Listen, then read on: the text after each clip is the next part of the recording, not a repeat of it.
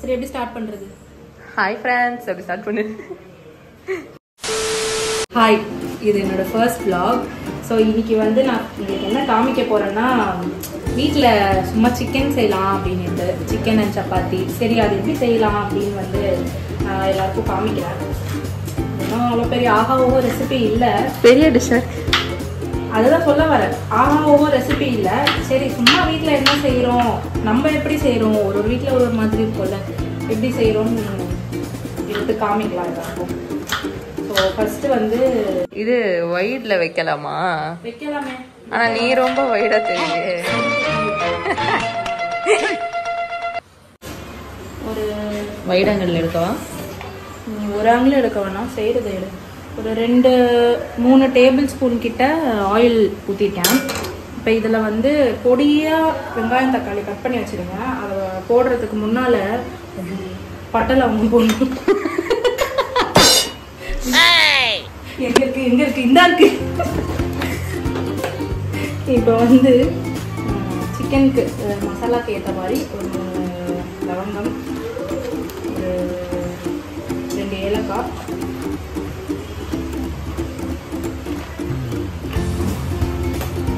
பட்டைகள். போதும்ல போதும். நானும் சும்மா போடும்.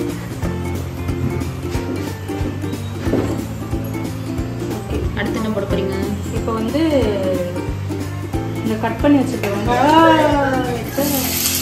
இப்போ போடணும்.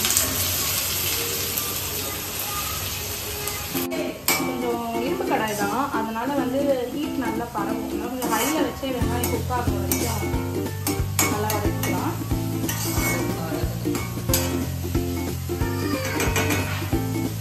A few moments later.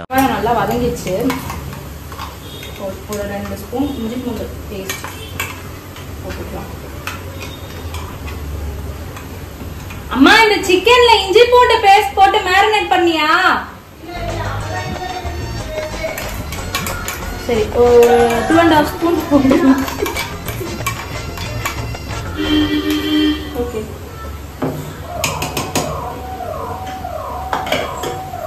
ஆம்புலன்ஸ்லாம் முன்னாடி வந்துருச்சு. இன்னும் சமையலே ஆகலையே. சாப்பிட்டா தானே ஆம்புலன்ஸ்ல போய் உட்காருது. அது ஆம்புலன்ஸ் இல்ல, அது போலீஸ். இங்க வந்து போலீஸ் குவார்டர்ஸ் இருக்கு பக்கத்துல, அதனால போலீஸ் வாங்க. வந்து பொடியா வெட்டி வச்சிருக்கிற தக்காளி சேர்த்துடலாம். இஞ்சி பூண்டு வந்து நல்லா வதங்கிருச்சு. என்னை பார்த்தா கொஞ்சம் விளையாடுற மாதிரி இருக்கும், ஆனால் நான் சீரியஸாக நல்லா சமைப்பேன். சமைப்பேன், சாப்பிட்டு உடம்புக்கு ஒன்றும் ஆகாமல் இருக்கும். அந்த அளவுக்கு அட்லீஸ்ட் நல்லா சமைப்பேன். சரி, இப்போ வந்து தக்காளி வந்து நல்லா சுருளணும். தோல் வந்து சுருங்கிட்டு அந்த பல்ப் வந்து தனியாக வந்து ஒரு கிரேவி மாதிரி ஆகணும். தக்காளி வந்து நல்லா வதங்கிருக்கு. ஆனால் நான் போட்ட மசாலாவை வந்து வீடியோ எடுக்க மறந்துட்டேன். நான் என்ன போட்டிருக்கேன்னா, வீட்டில் அரைக்கிற கலந்த தூள் போட்டிருக்கேன், கலந்த மிளகாய் தூள். இது வந்து பிளெயின் ரெட் சில்லி பவுடர். இது வந்து கொஞ்சம் லைட்டாக தான் போட்டேன், ஏன்னா இது கலருக்காக. ஸோ காரத்துக்கு வந்து நம்ம வீட்டில் அரைச்ச தூள் தான் போடுறோம்.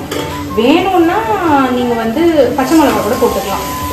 பச்சை மிளகா காரம் பிடிக்கலாம். ஸோ இந்த கிரேவிக்கு வந்து மிளகாத்தூள் காரம் தான் கொஞ்சம் நல்லாயிருக்கும். ஸோ அதனால நான் பச்சை மிளகா இதில் ஆட் பண்ணலை. ஸோ இப்போ வந்து தக்காளி வெங்காயம் நல்லா வெந்து ஒரு நல்ல ஒரு தளத்தலை கிரேவி கன்சிஸ்டன்சியில் மசாலாவோட பச்சை ஸ்மெல்லும் போய் கொஞ்சம் நல்லா இருக்குது. இந்த டைமில் வந்து நம்ம என்ன பண்ண போகிறோம், சிக்கனை வந்து வாஷ் பண்ணி மேரினேட் பண்ணி வச்சுருக்கோம். மேரினேஷனில் பெருசாக எதுவும் இல்லை, ஜஸ்ட்டு உப்பு, மஞ்சள், காரம் அவ்வளோதான் போட்டிருக்காங்க. சம்டைம்ஸ் வந்து ரொம்ப டைம் இருக்குது ஊறுறதுக்குன்னா, இப்போ டைம் இல்லை, அதனால் வெறும் உப்பு மஞ்சள் தான் போட்டு வச்சுருக்கோம். டைம் நிறைய இருக்குதுன்னா இஞ்சி பூண்டு பேஸ்ட்டு, கரம் மசாலா, லெமனு, தயிர், இது எல்லாத்தையும் போட்டு மேரினேட் பண்ணி ஒரு 2 hours அப்படி வச்சா சூப்பராக இருக்கும். ஸோ இப்போதைக்கு நான் என்ன பண்ண போகிறேன், சிக்கனை இதுக்குள்ளே போட்டுட்டு இந்த சொன்ன மசாலாவெல்லாம் சிக்கனில் ஆட் பண்ணி நல்லா வேக வைக்க போகிறேன். அதுவும் ஒர்க் அவுட் ஆகும்.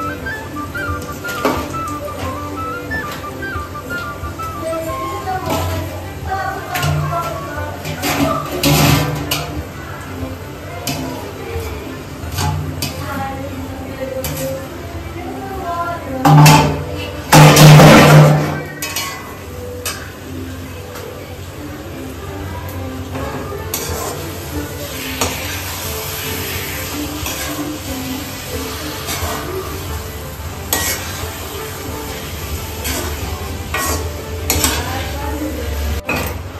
இப்போ வந்து எல்லாம் போட்டாச்சு. நமக்கு சிக்கன் கிரேவியோட கன்சிஸ்டன்சி எப்படி வேணுன்றதை பொறுத்து தண்ணி ஊற்றணுமா, எவ்வளோ தண்ணி ஊற்றணுன்றதை டிசைட் பண்ணிக்கணும். எனக்கு வந்து ரொம்ப கிரேவியாக வேண்டாம், கொஞ்சம் லைட்டாக செமி கிரேவியாக இருந்தால் போதும். ஸோ நான் வந்து கொஞ்சமாக தான் தண்ணி ஊற்றிட்டு, ஏன்னா சிக்கன்லேருந்தே நல்லா தண்ணி வரும். ஸோ வேணும்னா கொஞ்ச நேரம் கழிச்சு பார்த்துட்டு சிக்கனோட கன்சிஸ்டன்சியை பார்த்துட்டு தண்ணி வேணும்னா ஊற்றிக்கலாம். ஸோ நான் வந்து தண்ணி ஊற்றி மிக்ஸ் பண்ணிவிட்டு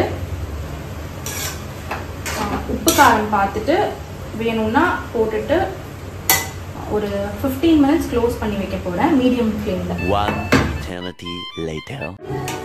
ஓகே, இப்போ வந்து எக்ஸாக்டாக ஒரு 15 மினிட்ஸ்க்கு அப்புறம் வந்து திறந்து பார்த்துருக்கோம். எவ்வளோ கன்சிஸ்டன்சியில் வேணுமோ அந்த அளவுக்கு தண்ணி இருக்குது, கொஞ்சம் செமி கிரேவியாக இருக்குது, இது போதும். இப்போ வந்து ஒரு 5 மினிட்ஸில் ஆஃப் பண்ணிடலாம். இப்போ நான் லாஸ்ட்டாக என்ன மசாலா போடுறேன்னா பெப்பரு, ஒரே ஒரு ஏலக்காய், சும்மா ஒரு 1/4 டீஸ்பூன் சோம்பு, இதெல்லாம் போட்டு அரைச்சி நல்லா கொஞ்சம் பவுடராக அரைச்சிட்டு இதை போட்டுட்டு ஒரு 2-3 மினிட்ஸ்க்கு அப்புறம் இறக்கணும், ஆஃப் பண்ணோன்னா கிரேவி வந்து கொஞ்சம் செம்மையாக இருக்கும். நீங்கள் வந்து இந்த மசாலா போட மாட்டீங்கன்னா ட்ரை பண்ணி பாருங்கள். எங்கள் வீட்டில் வந்து இந்த மசாலா போட்டு தான் சிக்கன் இறக்குவோம். கம்மி. ஸோ இது வந்து இப்போ இப்படி இருக்கா. ஸோ நான் வந்து ஆல்ரெடி அரைச்சி வச்சுருக்கோம் இந்த மிக்சரில் மசாலா. இப்போ நான் இதை போட்டு கொஞ்சமாக கொத்தமல்லி பொடியாக கட் பண்ணி போட்டு இறக்கிடுவேன்.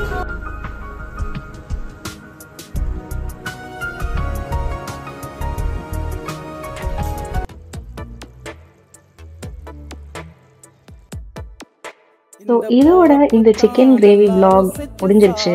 இந்த டிஷ்ஷை சாப்பிட்டு பார்த்து எல்லாரும் நல்லா இருக்குன்னு சொன்னாங்க, சாப்பிட்டுட்டு நல்லாவும் இருக்காங்க. ஸோ இது என்னோட ஹஸ்பண்ட் சாப்பிட்டுட்டு சூப்பராக இருக்குன்னு சொல்லியிருக்காரு. ஸோ இனி அடுத்த ஒரு இன்ட்ரெஸ்டிங்கான ஃபன்னியான vlogல உங்களை எல்லாரையும் மீட் பண்ணுறேன். அது வரைக்கும் ஸ்டே டியூன், பை பாய்.